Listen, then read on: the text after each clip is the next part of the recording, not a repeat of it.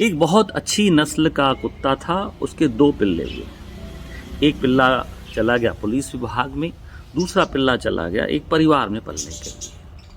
दोनों का जीवन धीरे धीरे कट रहा था। पुलिस विभाग वाला जो कुत्ता था, पिल्ला था, उसको सिर्फ ट्रेनिंग दी गई चोरों को पकड़ने के लिए, सूंघने के लिए, कड़ी मेहनत कराई गई। और दूसरा पिल्ला जो था अपने मालिक की सुरक्षा तो करता था अब, लेकिन परिवार में भी हर सदस्य से घुल मिल गया, उसने प्यार मोहब्बत बहुत सीख लिया।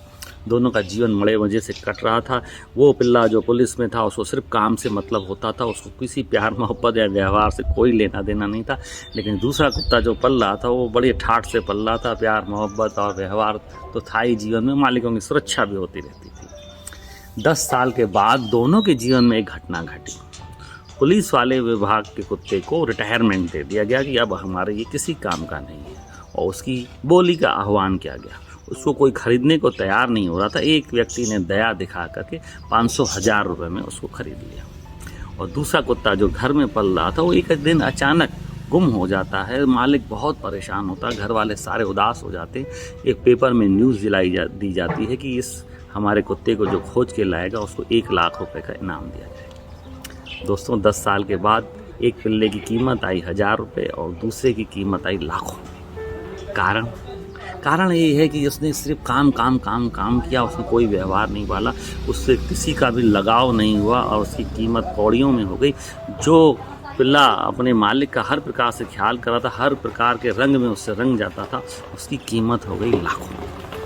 ऐसा ही हमारे साथ इंसानों के साथ होता है। हम भरी जवानी में या हमारा जब बिजनेस होता है, बड़े पदों पे होते हैं, बड़ी जॉब पे होते हैं, बड़ा हमारे पास अहंकार रहता है, सिर्फ काम। हम आजू बाजू कौन है, समाज में क्या है, उस व्यवहार को नहीं देखते हैं, परिवार को नहीं देते हैं, रिश्ते नहीं निभा पाते हैं।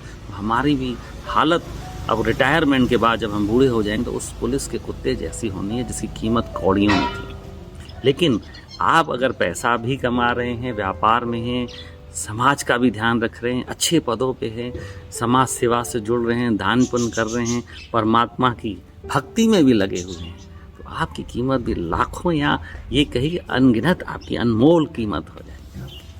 तो जीवन आपके हाथ में, कैसा जीना है। आप अपने जीवन को खुद अनमोल बना सकते हैं या आप अपने जीवन को कौड़ियों के भाव में कर सकते हैं।